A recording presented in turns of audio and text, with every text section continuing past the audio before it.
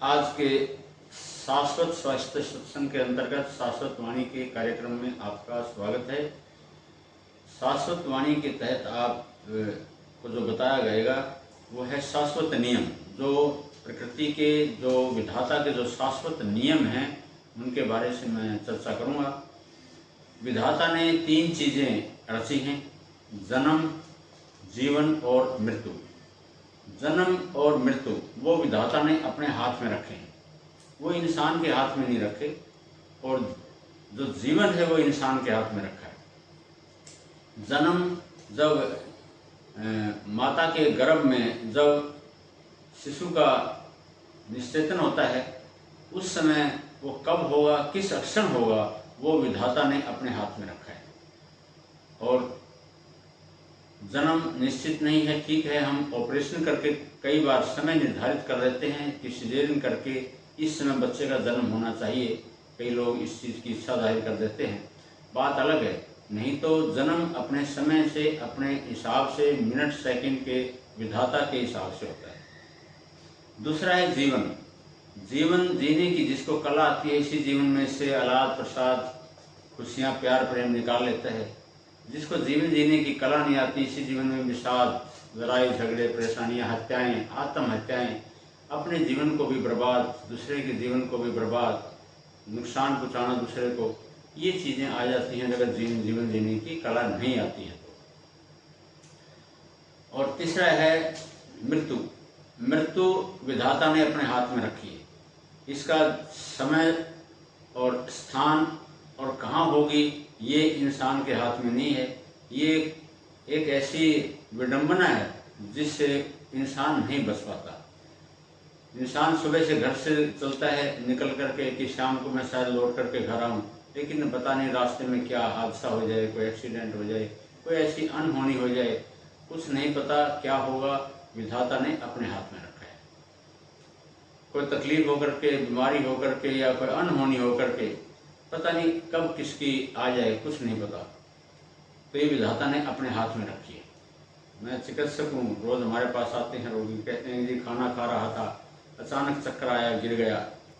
कल भी मैंने एक रोगी को देखा था, 35 साल का था, कहने लगे जी खाना खा रहा था, चाय पी करके बैठा ही था, अचानक चक्कर आया और गिर गया और मौत हो गई। तो इसलिए ये विधाता ने अपने हाथ में रखा है। तो जन्म, जीवन और मृत्यु, ये 3 चीज़ें विधाता ने रची हैं। आदमी जीवन जब जीता है, उसके उतार चढ़ाव, लाभ हानि, यश अपयश, और ये कई बार हाथ में नहीं होता। भरसक प्रयास के बाद भी आदमी के साथ कोई ऐसी अनहोनी हो जाती है जो कि विधाता ने अपने हाथ में रखी है। तो आदमी को आनंद से जीवन जीना है तो मैंने मन के जो 5 क्लेश बताए थे, अविद्या, अस्मिता, राग, द्वेष और अभिनिवेश। अभिनिवेश भय, मृत्यु का भय। जिसको मृत्यु का भय सताता है वो हर समय भयभीत रहता है। क्राइस्ट को जब सूली पर चढ़ा जा रहा था, लाखों लोगों ने इकट्ठे भीड़ होकर के, क्योंकि क्राइस्ट ने दुनिया को प्रेम सिखाया था। प्रेम सिखाने में कुछ विरोधी उसके अगेंस्ट हो गए थे। होता है, कुछ भी करोगे तो विरोध भी पैदा होगा। और भीड़ जब इकट्ठी होती है, उनमें 5-10% ही लोग होते हैं जो असलियत का पता होता है, बाकी सब तमाशबीन होते हैं। उनको ये नहीं पता असलियत क्या है, बस वो भीड़ का साथ देने के लिए तैयार हो जाते हैं। तो ईसा मसीह को, क्राइस्ट को जब सूली पर लटकाने के लिए ले जा रहा था तो लाखों की भीड़ थी, उसमें से कुछ ही लोगों को पता था असलियत क्या है, बाकी सब भीड़ का साथ दे रहे थे। मारो मारो मारो, बस यही लगे थे। जब क्राइस्ट सूली पर लटका था, बराबर में चोर लटके हुए थे, एक चोर बराबर में, दोनों में, एक दाएं एक।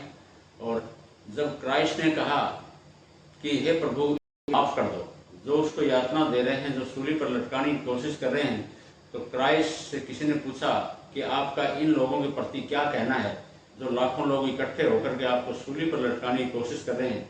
तो क्राइस्ट ने ये कहा था, हे प्रभु, हे भगवान, इन्हें माफ कर दो, हे ईश्वर, इन्हें माफ कर दो। इन अज्ञानियों को, इन निर्बुद्धों को, इन अज्ञानियों को ये नहीं पता कि ये कर क्या रहे हैं, क्योंकि मौत तो मेरी आज नहीं, 10 साल बाद, 2 साल बाद, 4 साल बाद, 5 साल बाद आनी ही है।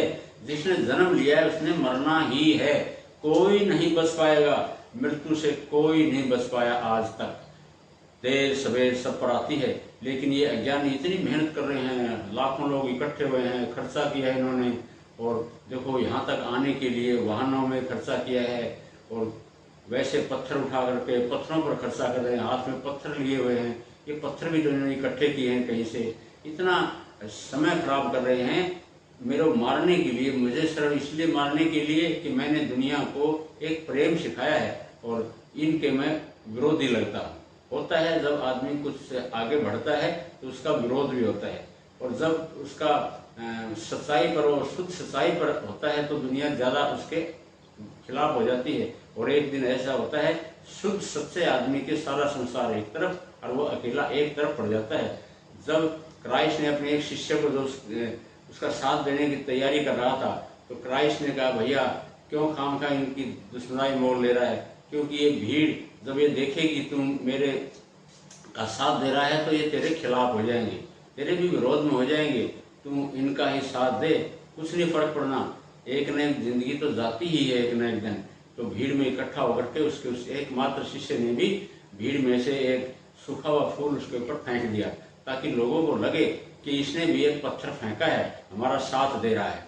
जब भीड़ का कोई साथ देता है वहाँ जय जय होती है उनकी, और कोई कहता है भाई तुम ठीक नहीं कर रहे तो उनको खिलाफ लगता है।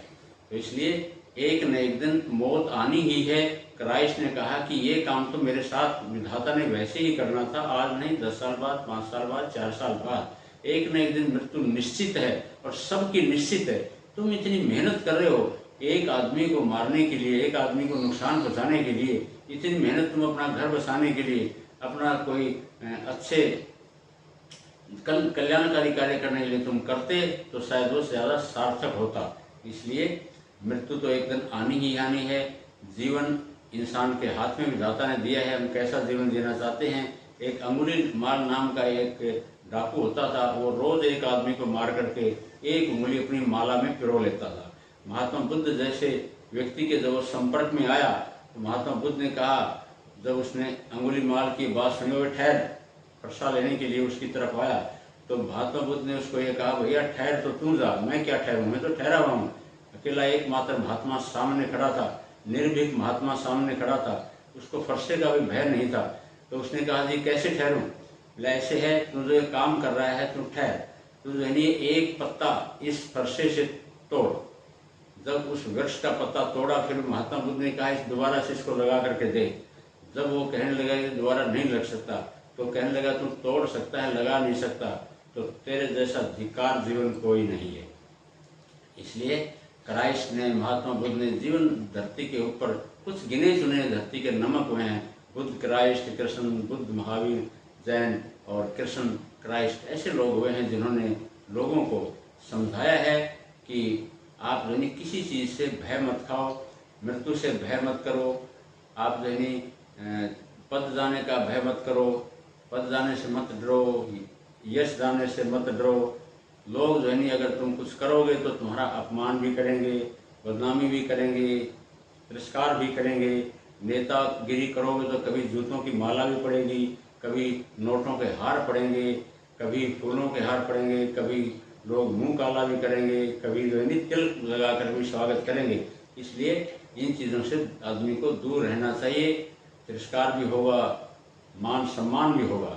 तो इसलिए जो अभिनिवेश है वो मन का 5वां क्लेश है।